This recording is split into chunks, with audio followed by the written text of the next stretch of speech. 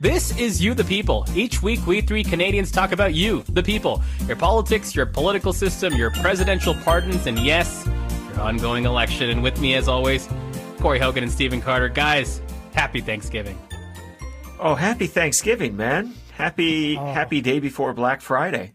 It's a special occasion. It's a special event podcast. This is so nice that we come together. Yeah, that's true. What are you guys giving thanks for this year? Do you guys want to talk politics or religion first? What are we going to do? Oh, no, I think we should talk religion. You know how religious I am. Yeah. Zain, how's being a Muslim? How's that working out for you? I mean, we had some light in the 16th century, so that was a good time. That was like probably one of the best times. And then from like the last 350 years, not great. And then some bright spots in between, but it's okay. It's okay. Overall, grand scheme of things, you know. We're pretty happy to go like people. Try being an atheist, man. Like, I go to Muslim countries, I die. So, you know, it's not good. It's not. How many times do you go to Muslim countries? I've been to one, but I didn't die. It was kind of a secular Muslim country. So wait, did you go to Turkey? Did you go to Turkey? I did. Okay. I went to Turkey. Yeah, okay. Fantastic place. Great. Where you should go. Fantastic. Thank you for your contribution. Turkey, by the way, exceptional wordplay. Just letting you know. Yeah, thanks, Stephen. You're welcome. Yeah, nicely done, Carter. Corey, I don't know what you are. What do you believe in, other than yourself? Well, the Church of myself is going very well. Thank you for asking. Same church as Joe Biden. That's true. Me and Joe. Joe Biden, the second Catholic elected to the presidency. I heard the first one was great, and I know you love him, Corey. I know you're a big fan of the first one. Yeah. According to the last episode. Yeah. Okay. Overrated president. President. But you know what? I've gotten myself in enough controversial takes today. I think maybe we'll just let that one slide for at least a week. How does that sound? You know what Muslim people don't do is go after other Muslim people, because there's not enough of us doing stuff. But one day I hope to be in a position to be like, you know, that Muslim overrated. Didn't like. Oh yeah. Yeah. Just one day. Yeah, Muslims are really sweet to one another. Generally. Yeah, we are. World history is filled with peace and we stick together. Yeah, we stick together. Yeah, no, like I said, 16th century. It was pretty awesome. Okay, let's move into the headlines. Our first headline comes to us from The Guardian. Donald Trump Jr. says he will pass time in COVID isolation by cleaning his guns. Stephen Carter, on this Thanksgiving, I am thankful for this headline. Don Jr. has, of course, been diagnosed with COVID, as implied in the headline.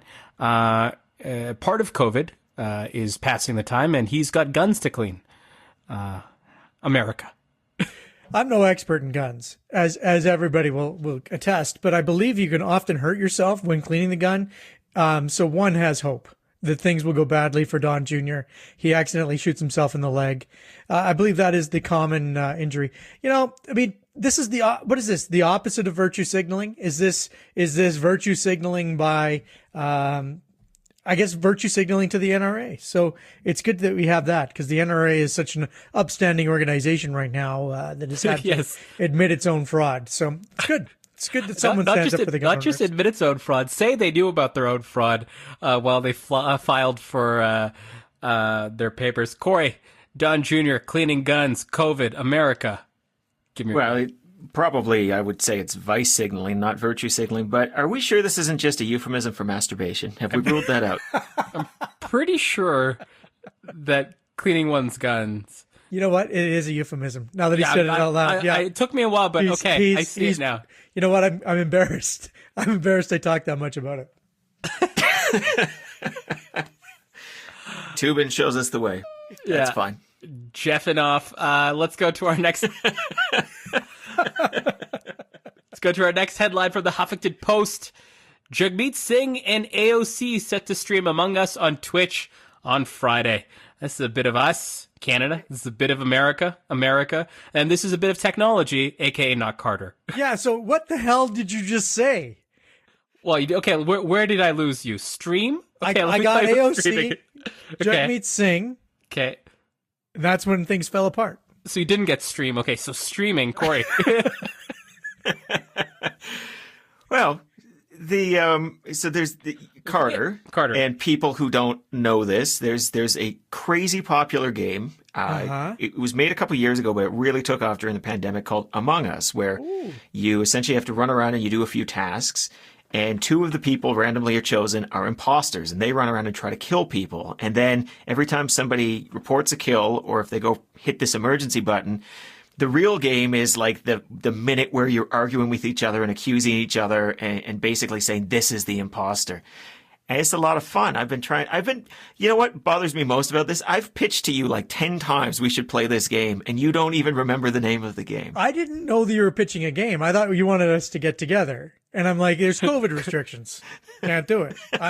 I've been confused this whole time.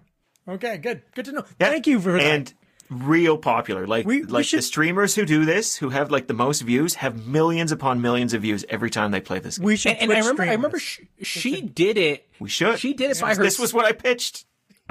Corey's just fucking losing it. I think she did it like a month ago, and she got like a lot of viewers watching her play this. Yeah. Do you feel like this is a good move for Jagmeet Singh, by the way? Just like a raw political question. Like, is this partnering with AOC? Does that help domestic politics at all, Corey, or not really? Oh, totally. And actually, like the biggest Twitch streamer of Among Us is a Canadian. He lives in LA now, but his handle is Disguised Toast, and like Disguised Toast. You run it. Yeah. Oh no, it's really good. Yeah, it's hilarious. Yeah, it's good. So there's all sorts of Canadian connections here. Among Us has some Canadian celebrity power for sure. That's fun. All right, let's move it on to our next headline. This one comes to us from CBS News. Trump supporters reportedly calling for boycott of key Georgia Senate races. And I'm just going to repeat it one more time. So Trump supporters, Republican supporters, reportedly calling for boycott, where there's two Republicans running, of key Georgia Senate races where the Senate hangs at the ballot. So I just wanted to, for our slow listeners, make sure that was understood. Wait, what happened? Are you okay there? Carter's hyperventilating. Yeah, well, because it's the best. Can we just talk about this being the best? Yeah. So I don't think I've missed anything in terms of setting the table. So either one of you, I presume Corey, because Carter's still trying to catch his breath. Well, talk about, cleaning your gun and having it go off in your leg. No longer a masturbation metaphor. Like the fact that Donald Trump has fostered all of this madness about the election being stolen, and that may lead to his supporters not showing up and the Republicans losing the Senate. Like, if this happens, here's our religious talk. God is real and the universe has a sense of humor. Like that would just be too perfect, wouldn't it? Stephen Carter, the atheist, if this were to happen, if Trump supporters were successfully able to engineer a GOP loss × 2 in Georgia, would you start believing in God? No, but I would believe in the universal stupidity of human beings. So there is that, which is as close to God as I think you can get sometimes, right? The universe bends towards justice, my friend. It would be fantastic. I certainly hope that people are this dumb. It would make me it's so close, right? Like, it's so close, like 0.5 tied. This could be the turning point. Like 30,000 Trump supporters decide not to vote for Trump or not to vote in the Senate race. And oh my God, this would be amazing. And it would be such wonderful comeuppance for McConnell and Graham and some of these other Republican sycophants that have attached themselves to Donald Trump in the most craven of ways. Corey, did you get a chance to see why they were boycotting or suggesting a boycott the MAGA universe of these Georgia races? Was it because they feel like Trump was cheated out of the election results there? A little bit of that, and then there's even like the next level out where they think that these two Senate candidates are complicit or not supportive enough of Trump. They're not fighting enough against this corruption, and so perhaps they're Democrats themselves, as many of the angry online texts have said. When I first saw this a couple of days ago, not in the context of newspaper articles about it, but progressive pranksters saying, I'm going to start trying to feed this throughout MAGA channels. I have no idea if that's how it started, but the idea that that's how it started makes me even happier. Misinformation got into the misinformation machine and just broke it. There's a lot of comeuppance here. Speaking of things that are going on, I want to go to our next headline from the Daily Beast, and brace yourselves because Trump is racing to bring back firing squad executions before he leaves office, report says. Now, he only has... I'm just going to look at the... Is November he trying 26th. to get worst president ever? Like, who he's won that. No, that's locked up. No, but like maybe he doesn't understand how much he's got it locked up, right? Maybe he thinks he's got to go a couple more levels down. Like, who is the audience that was like, you know what we need? Firing squads. Firing squads is what we need. That's what we need back in the American system. Who is that person? Who is that group? And where do we, like, is it an offshoot of the NRA? Did I miss a memo? Carter, I mean, he's been saying this for years. Like, do you remember when he was like a candidate, and even before he would talk about Bo Bergdahl? You remember the Afghanistan guy, most famous for being the subject of season 2 of Serial?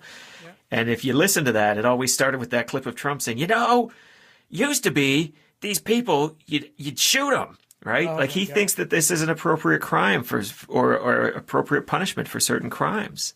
And like this, it's something that certain aspects of the Trump base will lap up. I'm amazed they managed to talk him out of hangings. Let's put it that way. Yeah. Now, I mean, I hope the irony is not lost on Trump that he's also in a world of legal trouble as soon as. Wow. I've only universe. I'm wow. Just saying, Keep going. I'm just saying. The classic meme, there's always a tweet. Well, there's always a law that Trump put into place that might fuck Trump over one day. Okay, let's move it on to our next and final headline. Less funny, a little bit more serious, but a major shift. This comes to us from Politico. Major shift at Supreme Court on COVID-19 orders. The Supreme Court voted 5-4 to bar New York State from reimposing limits on religious gatherings as part of COVID-19 restrictions. Of course, this comes with Trump's 3 appointments to the Supreme Court, most recently Amy Coney Barrett, really signaling a new era for the court. Carter, this seems to be the first iteration and the first ruling to really signal that this new court has arrived with its conservative bent. Should I be making anything more of it other than just the isolated incident, or does this give you more chills for what we should and perhaps will expect in the first term for Joe Biden? Well, I'd like to just kind of excuse the court and say, there's always been kind of a religious primacy in the United States. So, this may just be a reflection of that religious primacy, which is fine, I guess. I think it's obviously ridiculously stupid in the face of public health orders that you can just say, this is my pastor has given me a pass on this. Whatever. I mean, it's interesting. I think that Chief Justice Roberts, in his tepid opposition to the ruling was also a little bit concerning. But perhaps as more concerning is the underlying, religiosity argument that is actually at the core of this. Because it's not just, the houses of worship and whether or not you can have people going to church during the COVID-19 outbreak. It's also this idea of religiosity being one of the underlying and central tenets of politics in the United States. Evangelical conservatism is a wonderfully scary thing. It is fundamentalism in its own extreme, and it's finding its way into politics. It's finding its way into court decisions. And that's a little bit more scary for this particular atheist. I'm afraid of fundamentalism in all of its forms. And this is just one way that it's manifesting itself at this particular time. Corey, what's your take on this?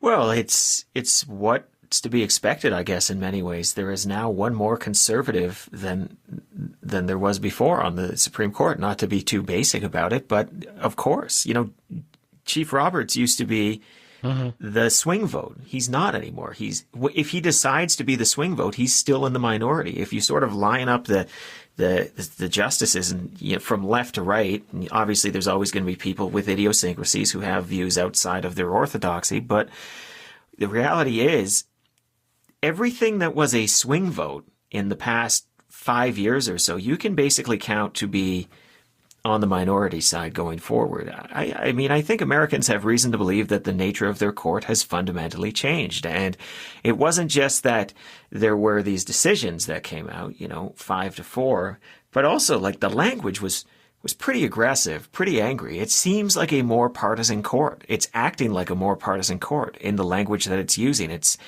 going to be a problem. And hell, maybe the problem goes away if a bunch of Trump people think that the election was stolen in Georgia, so they stay home and both of those seats go to the Democrats. Maybe they'll just pack the court, but unlikely at this point. And that means that you've ultimately got an arm of government that is the arm that in many ways takes precedent. As much as they, talk in their constitution about Congress being number one, the reality is if the Supreme Court has the ability to nullify legislation, it's kind of the whole ball of wax if you can't change the Supreme Court. So I don't know. Be worried. If you're an American and there's anything on the docket coming up that you care about, and it's more on the liberal side that's coming down, you should be worried because you're probably going to lose a court case. Carter, Biden's got many issues to deal with. With this particular story coming out in the news this week, where does packing the court sit for Biden? Has it been elevated when you see a real live example of be like, oh, fuck, this is not abstract anymore. This is real, right? 5-4. This is how the decision goes. Are you upgrading it on the list? Are you keeping it the same? Are you downgrading it on the list for some reason if you're advising Joe Biden in that Oval Office? I'm probably not going to worry too much if they're not coming after things like the Affordable Care Act. That's still, I think, in front of the court. I don't think it's ruled as yet. And if they were to look at that act and say, we're not going to tear it apart any more than it's already been torn apart, then I think that he can still legislate and he can still use his executive orders to govern somewhat effectively. If they stay within their lanes, as much as this ruling for today is perhaps frustrating and perhaps signaling something that is a little bit more sinister, it's a pretty narrow ruling. I mean, it impacts churches in New York City. It's not a massive shift in American society. So I'm not sure that packing the court was ever a reasonable or viable solution. But I do think that it's not necessarily on the top of my to-do list until such time as they get a real grip on the Senate. No sense in packing the court, losing the Senate in 2 years. They don't have the Senate, not really an option. The two, as Corey's pointed out, the two Georgia seats are a tricky little get. So if they get them, then it's an issue. But I don't think it's going to be something that he can afford to worry about to start with. Corey, same question to you, and then we'll move it on. For me, what's most interesting is how this issue plays in Georgia. And I don't actually know. It's something I'll be looking up in the next couple of days to see if this is something that Georgians would be open to. And the reason why I think it might actually be something Georgians are willing to consider is that on a state level, Georgia has packed its court. It used to have a court that was 4 Democrats and 3 Republicans, and they expanded that court to give Republicans an advantage under, it might even been the most recent administration. I can't remember. But my point is, this is not a concept that Georgians react with horror to, or at least they don't seem to. So, and they've kind of been inoculated to this charge that it's deeply partisan. You can say, well, the Republicans did that here in Georgia. I think it makes sense in this sense here. The norm breaking is not going to alarm Georgians as much. So there might be an opportunity in the Georgia Senate race to play with that issue. I don't know. But if people begin to think that the Supreme Court is on the ballot in Georgia, that's gonna electrify both sides. And you've got to be careful with that if you're the Democrats, because that might not be to your advantage. If Trump voters are demoralized, if they're thinking they might stay home, why invite them out? Yeah, fair enough. Let's move it on to our first segment. You gotta know it's over. Donald Trump, for the first time, he says he will go if the Electoral College votes for Biden. Of course, Donald Trump has said many things, so expect him to backtrack on this sometime in the next 12 to 24 hours. However, we have gotten word that Donald Trump is planning to go. Obviously, his legal challenges are falling flat. He seems to be the only one left on the playing field, him and Rudy, trying to push through these last-ditch challenges. But it's starting to seem like it's over for Trump. He recently pardoned Michael Flynn. I want to talk to you guys about that. But I want to talk in this segment about what should Trump do for his endgame. He's got, not much time left in office. What do you expect and what should he do? But let's first start with the pardoning of Michael Flynn. And Carter, I'll start with you. A guy who lied to the FBI twice. Trump has pardoned him. What do you make of it? And do you expect more pardons to come down the pipe for Donald Trump? I mean, there's no cost for him to do the pardons. It's not like, he's threatening to run again in 2024. I don't think that anything he does now would impact that. I don't think it's a reasonable thing for him to think about running. So, to answer the second half of your question first, yeah, I expect more pardons to come down. I expect him to basically open up the bank of Donald Trump, and anybody who's in particular power, he's gonna release them. I was thinking, actually, if Donald Trump really wants to sow anarchy, why wouldn't he do like blanket pardons? Like, there is absolutely nothing that prevents him from doing blanket pardons that would create absolute chaos for Biden when he walks into office. Pardoning some criminals and not other criminals. It could be just chaos. If white collar criminals, and I'm emphasizing the word white, suddenly got pardoned disproportionately, what kind of pressure would that put on Biden? And that's ultimately what Trump's doing right now, is he's just putting, he knows it's over. The end game has been reached. That's why you're seeing the pardon of Michael Flynn. That's why you're seeing, him talk about actually leaving. Why would all he's doing now, everything he's doing is to create havoc for Biden when he leaves. And so why wouldn't you see crazy ass pardons of people who don't deserve it, or are potential security risks, or potentially violent? This guy could create absolute chaos on his way out the door.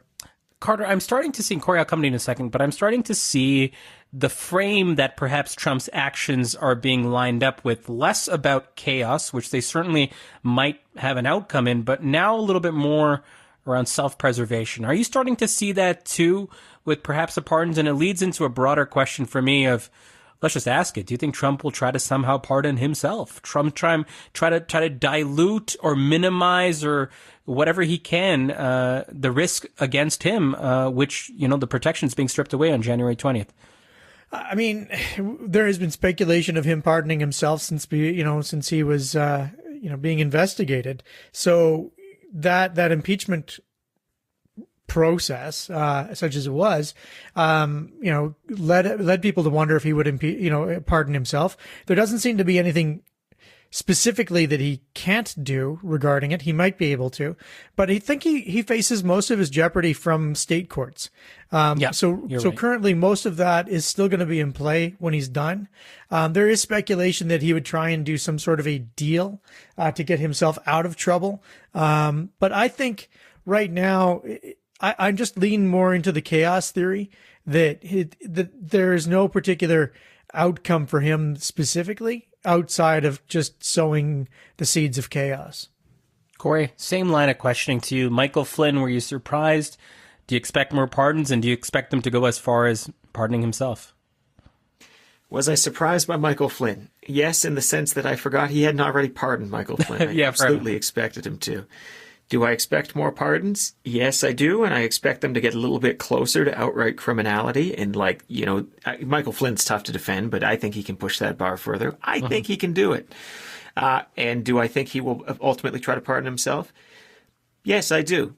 Yes, I do. I think that a lot of this is him pushing against this structure and seeing if it's going to topple over. And when he gets a little more confidence, he's going to push a little harder and a little harder. And if he feels that he can get away with pardoning himself, he will pardon himself. And I feel he can get away with pardoning himself. So, I just don't see any evidence that the Republicans are going to hold him to account or that his base is going to abandon him. In fact, as long as the Georgia Senate election's going on, perhaps they even have a bit of an inclination to try to stick together and try to stay as Team Trump. So, Yeah, I think that's a real possibility. At the very least, I suspect he's going to pardon somebody in his family, or maybe some sort of blanket pardon that says, these Democrats, they're going to try to come after us. Look at these quotes by these random members of Congress.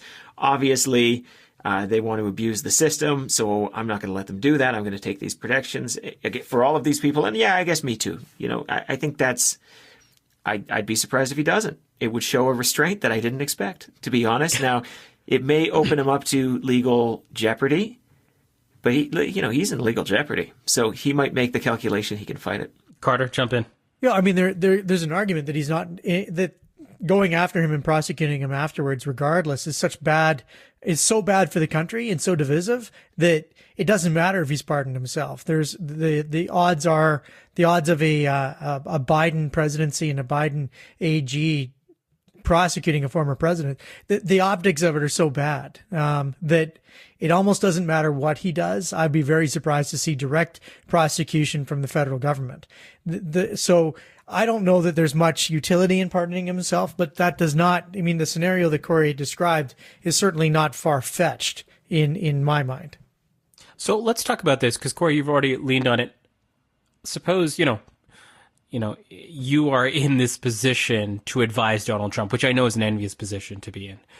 He's in his, last days as president. Would you advise him to pardon more people, stress test the institutions, pardon yourself? Would that be part of your end game? And maybe I'll put one more thing in the front window, which is that Trump is, unsurprisingly, polling ahead in 2024 should he want to run, right? And that may mean nothing, but this is a guy who loves polls and loves polls where he's ahead. And, knowing that in the window and knowing the boss that you have to deal with here, what would kind of your package of strategic tools be for trying to leave office? And what would kind of be the frame you look at it? Corey, I'll go to you first on this. Well, if I am, for whatever reason, a member of this cult and my greatest ambition is for Donald Trump to be set up most for success, my answer is a bit different than, hey, I'm a movement conservative and I want to use these last couple of weeks to maximum advantage. Give me both from your perspective. Yeah. Why don't I start with the movement conservative one? Because it's not so different from what I said a week or two ago. It's you start making changes to personnel. You start making changes to your executive orders. You do as much damage as you can. I think there's a lot of signs he is doing that. I don't think he would describe it as damage, but he's certainly taking a lot of steps to purge the public service of people that he finds particularly disloyal. I mean, we're sort of forgetting he started firing people in serious positions for things as outrageous as the guy said the election was not hacked, and so now he's gone, right? If I am Donald Trump zealot, man, and I'm looking to set Donald Trump up for 2024. I guess one thing I will say right off the bat is I don't think those numbers are real. That's very similar to polling you see in a Canadian context too. If you were to say like, hey, who should be the, who's your choice right now? Like, as long as the leader is there, there's always going to be a core of people who say the leader, right? Because they've joined this organization and they've bought in. I don't even know if these numbers, it's such a weird situation.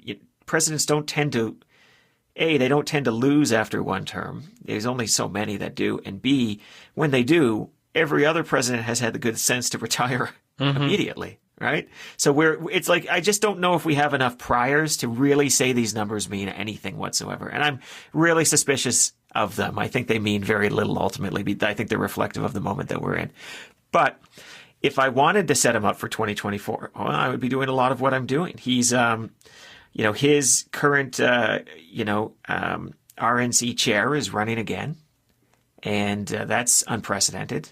Again, when we've been in similar situations that, the chair that the president had steps down. And I think that I think that I would just be trying to seize as much of the institution as I can while I'm still seen as the leader. That's what I would be doing. So front-loading any of those discussions, getting agreements in with favorable terms to myself. And by the way, he's doing all of this. Yeah. He's taking this advice. Carter, what would your take be? And I'm going to split it on the lines that Corey did. Your movement conservative, right? Your standard conservative who wants to see the growth of the party, and someone who wants to kind of see Trump persevere and have the softest landing, so to speak, that he can post-presidency. The movement conservative is really interesting because I'm not sure I exactly know who those people are anymore. Let's just for fun just pick on Mitt Romney and assume that, here's a guy who ran for the presidency who didn't go away, but that does represent a significant chunk of the Republican Party, or at least used to. His move has not been to stop the erosion of the democratic process. His move has not been to kind of move in and quell some of these uprising elements. So I think that the traditional conservative is just literally trying to hang on for January the 20th. That's their entire strategy. Just hold your breath and see how much longer you can make it. The Trumps and the Trumpers, if we accept the premise that they're primarily grifters, then where's the money for them? And I think that that's where you saw some of those Mid-East deals, right? Like they're pushing through those Mid-East deals. They're pushing through the arms deals. I imagine that there'll be, if there was an investigation at some later date, there'll be found to be some sort of monetary reward for Trump and his family in that. I mean, I'm, baseless speculation, but I think it's reasonable to assume. So he's just going to try and maximize the grift. He's going to try and maximize what does he get on the back end of this? And that's where I think he's doing right now.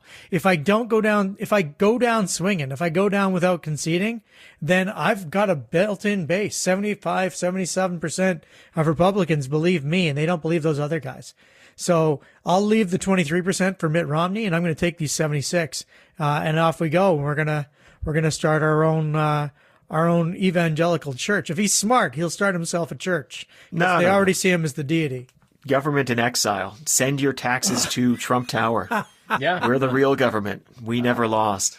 Oh, that's good too. That's good. Corey, a couple of weeks ago, you had said that there was a strategic advantage for Trump to declare himself as a nominee for 2024 right away, so that if any charges or allegations are waged against him for corruption or whatever, there is you can point to it as being a politically motivated challenge. With that being said, I want to talk a bit about, Trump will be stripped of the legal armor that protects him right now on January 20th. At 12:01 p.m., he does not have that legal armor. And so if you are advising him on the grounds of protecting himself, maybe not from an entirely legal sense, because we can't go down that path, but it wouldn't surprise me to know that you have a law degree hidden in your back pocket, Corey. But I do not. Okay. But from a communications and maybe strategy sense, anything to add to that comment you made a few weeks ago that you feel like could be useful to allow Donald Trump that softer landing, so to speak? Hey, this is an opportunity for him to judo these moves against him. This almost becomes reinforcing of his base's views of him, and it becomes the reason for them to sever existing relationships and perhaps go to a social media network he gets a percent of, perhaps go to a new television network that he himself has an interest in, right? So I think you welcome the fight. After 12:01, I think you put up something outrageous. You have Twitter immediately censor you. You, in a big, just stink, say this is bullshit. Everybody go to Parler. Use code Trump 2024 in order to get yourself. I don't know. I don't even fucking know. But it becomes your way to create your own networks and your own base, and to rob these other areas of power and monetize them. Everybody's talked about the idea of a Trump media empire. That's a real possibility. But if Donald Trump does something and Fox News immediately refers to President Joe Biden in a way that Donald Trump can feel aggrieved by, then he just says Fox News has lost their way. It's time. You've got to go to Trump TV. We've just started it. Our first guests here are, and then it's just a list of Trump family members and sycophants. But this is your opportunity, because the emotions will never be as raw. I mean, they're getting less raw every day. That will be the first time you can act on them with maximum rawness, if that makes sense. So if you're as shameless as Donald Trump, of course you're going to use that moment to try to pull some value out of it. And I mean value in the crassest monetary sense. Carter, we know the first guest is going to be the social media manager for Herman Cain's Twitter account. We don't need to worry about that. Which of course is the ghost of Herman Cain. Carter, same question to you. From a comm strategy perspective, being stripped of legal armor, what are you doing? Are you welcoming the fight to Corey's perspective? Are you doing anything else to kind of enhance your chances of perhaps avoiding some form of legal jeopardy or outright charges of corruption? Why don't we just borrow from the Trump playbook to this point? The Trump playbook to this point is I'm going to tell everybody what's going to happen, right? He told us all that the election, he could only lose the election if it was stolen. He started saying that early. He said it often. So he's going to, at some point, say, they're going to come after me. They're going to come after me. They're going to charge me with fake charges. I'm too powerful. They're going to start tearing me down. I'm kind of shocked that it hasn't happened yet. But in December and into January, he's going to be repeating that over and over and over again. They're going to come after me. They've already decided which gulag to put me in. And that, I won't be offered a fair process. I won't be offered a fair fight. That gives him the ability to start kind of building up this. It protects him in a way, right? Like if you're Joe Biden, you can't go after the man that already has said that they're going to go after you. It fits into his playbook far too much. So that's what I think his next play is just to start screaming, I didn't go after Hillary. I didn't go after Hillary. I'm a good guy. They're going to come after me. I'll be the first president in U.S. history to wind up behind bars. Why? Because I served you. Right? That's the play. And it's gonna, I'm actually surprised it hasn't happened yet. Because but do you expect it to? So do you think it's going to? That's my follow up to. Do you feel like it's in the, yeah. There's almost no question. It has to, because he faces real jeopardy. Right? He has real legal cases, and it doesn't matter. The average person doesn't know that the state of New York is coming after him for his taxes. They don't give a shit. They're knowing that they're going to blame Biden. They haven't been real keen on, really digging into the issues and trying to find out what the truth is. So they're not going to start now. So this is the play that is in front of them, and they will continue to make it. And I really am quite shocked. I'm really quite shocked that this hasn't happened yet. I think it's really cute that you think Trump knows what a gulag is. Well, Putin called and told him, what we're going to do. Yeah. Corey, anything else to finish us off in here, or are you good? No, I think that pretty much sums it up. It is a bit of reckless speculation. We don't really know what's going to happen. It was interesting to see even today where he said, yeah, if the Electoral College votes that way, I do wait for him to reverse it in some small way or to add some qualifier on it in the next couple of days, because that's what Donald Trump does. When he's not sitting at a tiny desk and giving us all chuckles. Did anybody see that? That was great. That was really fun, the picture of him there. But I don't know. This will all become more clear in the coming weeks, I think. And he's still regrouping. I think he's just come to terms with the fact he's lost. It will be interesting to see what his go forward is. Let's move it on to our next segment. Our next segment, you gotta know why it ended the way it did. Carter, it has come out. We expected it several months later. We expected it several weeks later. But the first post-mortem of why the Democrats did not do well as well as they expected has now come out, and it has a singular conclusion. It was not ideology, it was strategy. In this report that Politico got a hold of said it was weak strategy based on bad polling information and poor decisions from the National Party that left Democratic candidates in swing districts and candidates of color in particular unable to hold their own. The fact is, if you want to win a campaign, you've got to go campaign.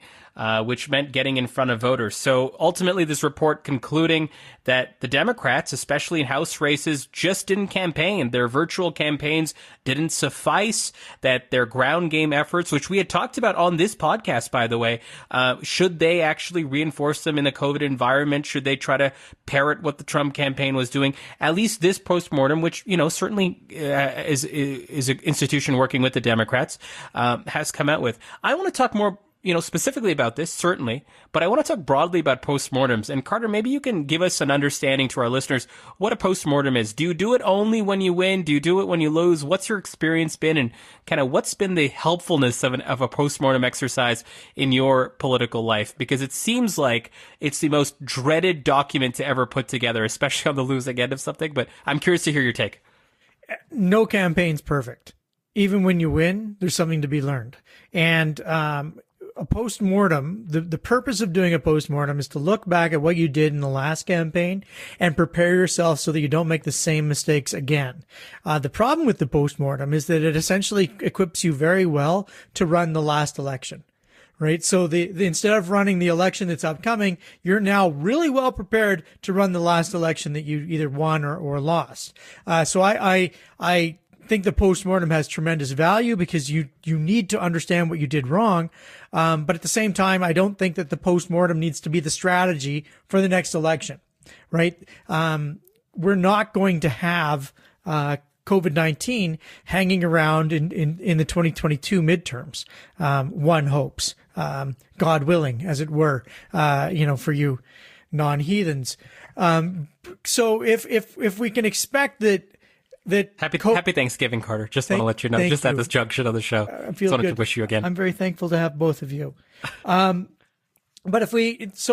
I'm fascinated by a few things. First of all, I think the Democrats need to learn how to do digital campaigning. Every time I've gone to campaign conferences in the U.S., I'm always struck by how it seems to be new to Americans that digital campaigning exists. Number two, reinforcing the ground game, walking away from the ground game in the COVID era. I think has proven to be a mistake, if for no other reason than it keeps your activists active. Keeping people doing things is a good thing. And telephone calls just aren't going to cut it. You have to get out in there into the community. So building a ground game model that makes sense. And then finally, figuring out what your core appeal is to voters.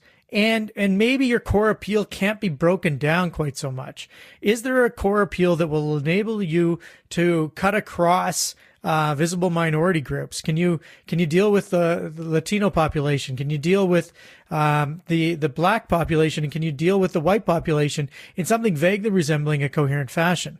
I think that some issues that were right there on the table for the Democrats to take, like a wealth tax, like, can you think of a better poster child for a wealth tax than Donald J. Trump?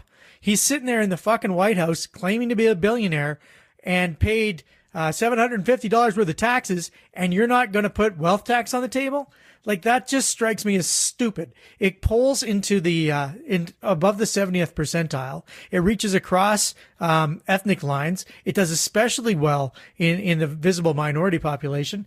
I don't understand it. I don't understand why they didn't want to grab some of this low-hanging fruit that was available to them ideologically, because the Republicans are the ones who double down on 30th or 40th percentile issues, and the Democrats have 70th percentile issues that they just walk away from. And I just think that's a crazy strategic model for anybody. Corey, what goes into a Corey Hogan postmortem? Let's start here first. Carter, you gave me the whole what the postmortem is and what the Democrats did. Thank you for doing that. I want to pick up on the back end of your points there. But what goes into a Corey Hogan postmortem? Because I suspect, knowing you're the type of guy that runs a pretty rigorous one on the back end. Or maybe you don't. I'm curious. But what has gone into the Corey Hogan version of these things in the past? Well, I mean, I try to. I think every campaign manager and anybody who's in that position tries to run a pretty rigorous one. Everything Carter said about postmortems and their challenges is spot on. The idea that you are basically talking as though you are going to be able to run that campaign again, and that's never the case, and it's rarely even helpful because of the way these things evolve so rapidly. But the other thing is, more generally, it is really hard for them to be honest. People try to save face. People try to save each other's feelings. People can be too nice when you've got a critical failure in a certain area, but somebody was responsible for that. It's often tough to say we had a failure in this area because we didn't have the right skill set in it. So the first thing you've got to do in any successful postmortem is Yeah, I mean, this sounds a little new age, but you basically got to show that the name of the game here is candor about your own failings. So I like to start my postmortems with, like, if I'm the campaign manager, saying, so here's the things I thought I did wrong, right? I thought we did these things okay, but let's talk about what went not so well in areas that I was responsible for. Because that's how you signal that that's the expectation for everybody to go along the line, and allows you to kind of open this up and wedge it open and have those real conversations and try to avoid that wrestling over history and try to avoid this kind of jockeying for posterity that often occurs. Even in a campaign failure, people are jockeying for posterity. They want to say this was the thing that went really well. But beyond that, Zain, it really is talking about the campaign broadly and then talking about the campaign specifically. So the different components of the campaign, but making sure that you don't get lost in the trees and you say, okay, how did this fit together all together? Was this the right thing to do? And I've had some pretty weird moments in postmortems, and I'll be candid. Sometimes those weird moments come up and I don't swing at them. I remember being in a postmortem where somebody said to me, well, I don't believe in door knocking. And I or somebody else said, well, why not? It's like, well, the places we sent the candidate, actually we got lower percents of the vote than the places we didn't send the candidate. So there's no correlation. Door knocking doesn't work. I mean, there is a correlation, actually. There is a correlation. And it's that when people meet the candidate, they are less likely to vote for the candidate.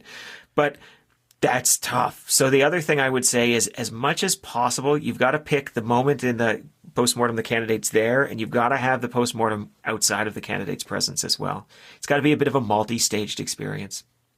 You know what I find interesting, and thanks for that, Corey, is in the U.S., there seems to be this culture of postmortems finding the public.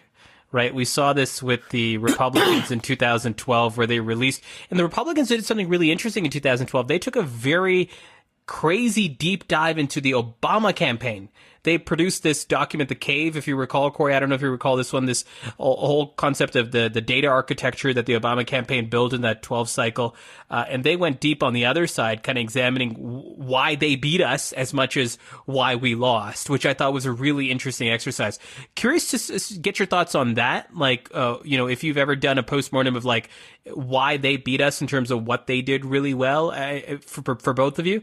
And then the second part of that question, why do you think these do you feel like there's strategic value in them finding broader daylight beyond your campaign or your party? And Carter, I'll go to you first on this. Well, let's start with the broader daylight question. There's competing factions in any party. It is part of the reason why these postmortems find the light of day is that there's someone who wrote it that thinks they're going to benefit from it, right? So there is a fascinating situation because there's a significant profit motive behind all of this, right? I want to get the gig. I want to get the contracts. That's part of what the postmortem is designed to do. This other guy didn't do a very good job. I mean, one of the biggest challenges of a postmortem is I don't think you should be allowed to criticize anybody else's work. Criticize your own work. Tell me what you did wrong. And then once I've got all of that pulled together, then we can start looking at where our deficiencies were elsewhere. But there really is no one on a campaign that can't point to the things that they've done wrong. But they tend not to because they're so busy pointing at someone else. And that finger pointing, that finger wagging is what ultimately creates disharmony. And the political parties aren't created to be harmonious. So this is one of the downfalls of that action. When you're looking at when you're looking at the other guys and seeing what they did to you, that is actually really strong because obviously none of your people are going to be hurt by it. So you look at the other guy, you tear them down, you build them up, you do whatever you do. But the contrast is really strong. I mean, arguably that would be the best and strongest postmortem is to understand how the hell does Trump get 74 million votes in this country, especially when you look at the people that he's getting the votes from. And is there a way that we can get them? Or are we just saying, you know what? Can't break through this, whether it's a religious barrier or a rural urban barrier, if it's a color barrier, if it's an education barrier, we can't get through these barriers, so we're not going to try. That's also a legitimate strategy, but I suspect that if they were to look at the Republicans and the Trumpism base, they'd find there's a lot of ways through that. There's a lot of ways through, especially the populism of 2016.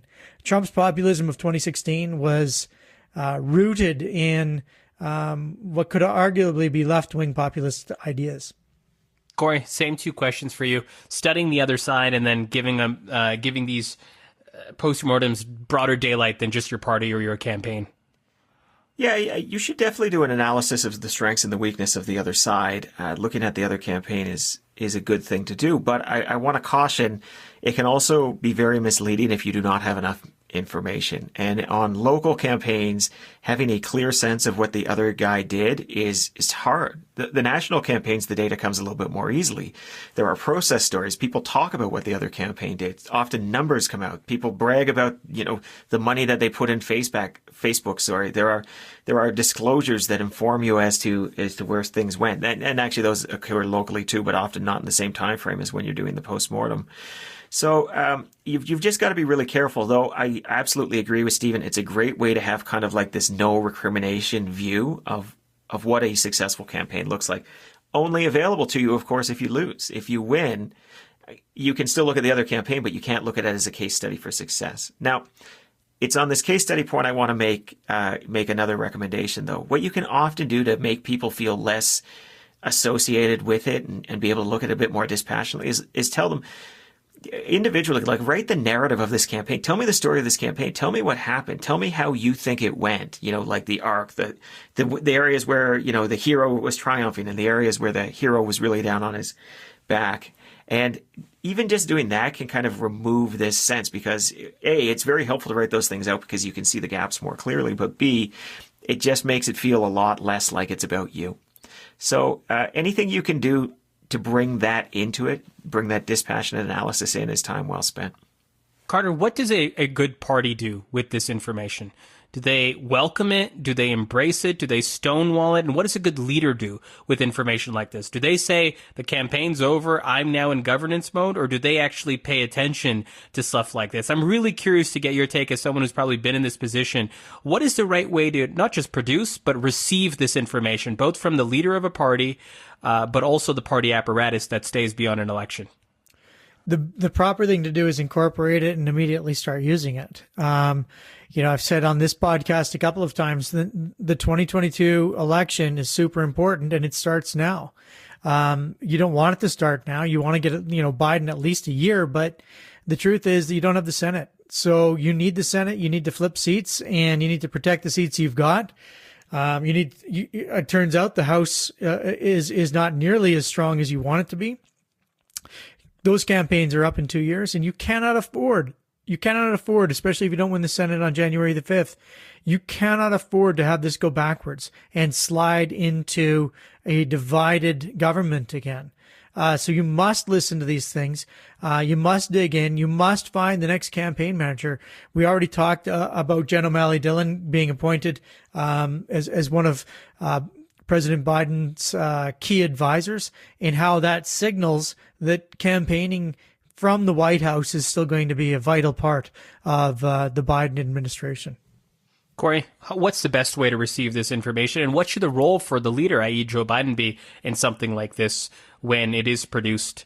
And this is just a first of many, I suspect, and maybe first of competing narratives and postmortems of this election. But I'm curious what a good way for a well-oiled party to receive this and a strategic leader to receive this information is. Well, it really so we're talking about Joe Biden, but I will say off the bat, it really depends on what happened in the election. So if you lost, odds are good it's going to be a whole new leadership group in the not too distant future. So often that can color how it's received, right? It becomes almost that's the next person's problem, and you provide it, and it's often written as that's the next person's problem. It becomes, in some cases, almost a internal leadership document by people who are doing the review. If you're Joe Biden, though, and you get this review, and this review is critical of your own campaign and your own actions on this campaign, the appropriate thing to do is take it and say, yes, this is very good. We want to take all of this analysis. We want to help understand how we can do better. You don't throw yourself at their mercy, but you want to do exactly what Stephen said a couple of questions ago, which is show that you're open to that kind of criticism and that you can be honest about where things can be improved, because there is no such thing as the perfect campaign. Never has been, never will be. And there are always areas for improvement. So slide past the judgment words and slide right into the recommendations and the things that you can do better. And try to take it seriously, because even if you don't like it, I suspect they have a point. They almost always do. There's always a kernel of truth into those kind of critiques. Alrighty, guys, let's move it on to our last segment, our overrated and our underrated. Stephen Carter, are you ready? I am always ready for you, Zane, because I come to play. You know what? And because of that, I'm going to you first. Do not ever do that again. I'm going to you first, Carter. We just talked about it. Political post-mortems, overrated or underrated?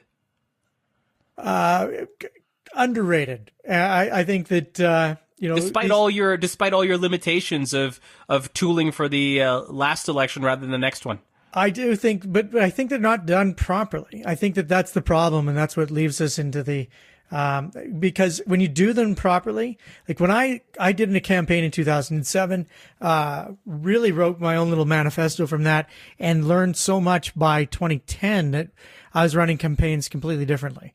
And of course, when you do dig in and actually listen to the outcome, as Corey was saying, they are absolutely underrated. Corey, same question to you. Postmortems, political postmortems more specifically, overrated or underrated? I think they're overrated. I'm going to go the other way, if only to be interesting. I think a lot of effort gets put into them. People talk a lot about them, but they are forgotten 6 months later. Good for Stephen for actually taking it. But the difference there is he was a person who did a postmortem on a campaign that he ran, and he carried it with him and he carried it forward. These institutional ones, these constituency association ones, or, district level ones, I guess, for our American listeners. The problem with them is there's turnover, and you have different people. Some go, some stay. You probably have a different candidate. And there's just too much that has changed for it to be particularly relevant, both from a personnel and just an environment point of view. Carter, I'm going to you on this one. We have heard that many White House staffers and political staffers are, of course, going to be losing their jobs as they go out into the open market, trying to find their next gig, whether that be back in government, on the Senate, on the Hill, wherever that might be. I guess it's a broad question, but I'm curious to get your take, which is why I go to you first. Political staffer jobs, in the grand scheme of things in one's career, overrated or underrated? Oh, I think underrated. I think that everybody should do a stint in government if they get an opportunity. It is a tremendous way to serve your community. Great networking opportunities. You get to know so many different people, and you really are forced to understand the core issues that impact your country. 6 months, that was my tenure, 16, 20 years, whatever Corey's was. These things last as long as they last, and they give you tremendous experience that you never really quite shake. Corey, we've talked about on this podcast and our other one, the albatross often that political jobs are in terms of finding a next career, because you are effectively branded with the particular partisan stripe, trying to find a gig. So with all that being considered, and of course considering what Carter said, political staffer jobs, grand scheme of things, overrated, underrated? I think they are underrated, and I'm just speaking from my own experience here, but when I think back on the things that I've done in my life, some of the ones I'm most proud of have been mixing it up in those environments. And I think everybody should do it. We live in a democracy. If more people had exposure to these roles, they would realize that there's a professionalism that comes into it, and maybe they would stop thinking of them as albatrosses the way you talk about it. This is important stuff, and we don't need to get all West Wing and talk about lifting music and how much this matters to the world. But it wouldn't hurt if everybody cared a little bit more about these things. Carter's moved on to Designated Survivor, Corey. That is his new show. That's his new show that he quotes. It's so bad. It's so bad. Corey, People think you're joking, but he has been watching Designated Survivor. I want to hurt myself. Why? On a related note, this is Stephen Carter's last episode of You the People. We're going to find a better replacement. My IQ is dropping every time I watch this. I have to stop. Evident by this performance tonight, just to let you know. Thank you very much. Yeah, Your support is always welcome. Carter, you can redeem yourself with the answer to this question. Ron Klain, Joe Biden's chief of staff, says Inauguration Day is going to look very different in terms of course, the pomp, the circumstance, but also perhaps the impact that speech that Joe Biden gives on Inauguration Day may also have in terms of its reach and how far it goes and those words go. So my question to you, Inauguration Day as a political instrument, overrated or underrated? I think it's underrated. I think anytime you do the peaceful transition of power, it is a wonderful, wonderful thing. So if the Americans are successful in pulling off yet another transition to the 46th president, then that's at the core of their democracy, and it shows the strength of their nation. So I look forward to inauguration speeches. I think they're fantastic. I look forward to seeing that peaceful transition. I mean, we forget because of the pomp and circumstance that really the pomp and circumstance doesn't matter one iota. What really does matter is the fact that there was one guy in power one day and another person in power the next day. And that's an important piece of the tapestry of the United States. Corey, same question to you. Inauguration Day as a political exercise, overrated or underrated?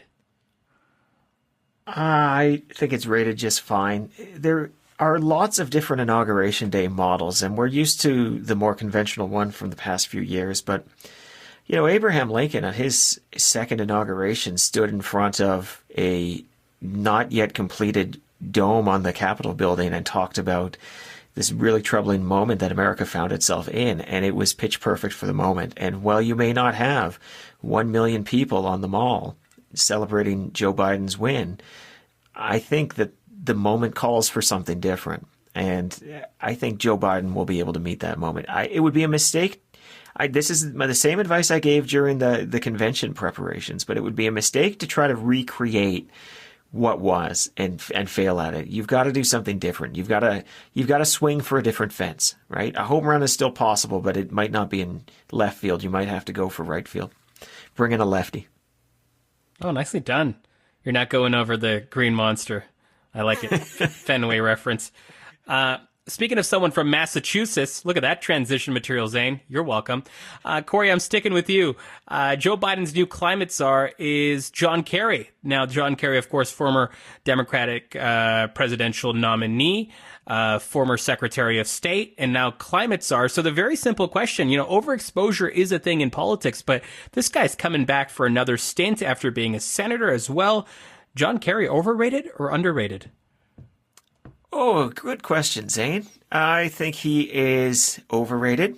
I don't mean that as a big knock, but are there not other people in the world? He's been a presidential candidate. He's been a senator. He's been a cabinet secretary. He's now going to be a climate czar. Good for you, man. But, take a knee. There are other people who can do this. And honestly, I don't think Joe Biden needs another old white guy in his immediate circle. Carter, same question to you to finish us off on this episode. John Kerry coming in again into public life. Overrated or underrated? Underrated. I mean, Corey could not be more wrong. This is signaling to the entire world that this is an important portfolio, as evidenced by the fact that a man who ran for president, a man who's been the Secretary of State and is well known in international circles, and who really doesn't need to serve anymore to write his own history, has come back for this single issue of addressing climate change. What a marked change from where we were with the United States of America not even recognizing that man-made climate change is actually a real thing. Now we're going to have a special presidential envoy for climate, and it's a person who has clout and relationships throughout the world and can walk through the door and start spanking people and get people back on track. Corey, you want to jump in here? Yeah, do you guys know who Hunter Harrison is? Do you remember the name, Carter? President of CP Rail. That's right. Legendary railway executive. Served as the CEO of 4 different railway companies. Was incredible at cutting costs. Not exactly loved by his staff a lot of the time. But you know what? He was ultimately given the reins of CSX Railways, and then he died. Everybody's got to know, you can go one step too far. And I'm not saying John Kerry's going to die, but what I'm saying is know when to take your bow. Wow. Know when to take your bow. That is unbelievable. This is 2 episodes in a row where we've ended on a death related theme. Of course, as you recall, last time it was Stephen Carter at the bed. That was a really good analogy last time. Just want to let you know. We're not getting into it. We will leave it there. That is You the People for this week. Make sure you subscribe to us on Apple Podcasts, Spotify, Stitcher, or wherever you get your podcasts, and we'll see you next time.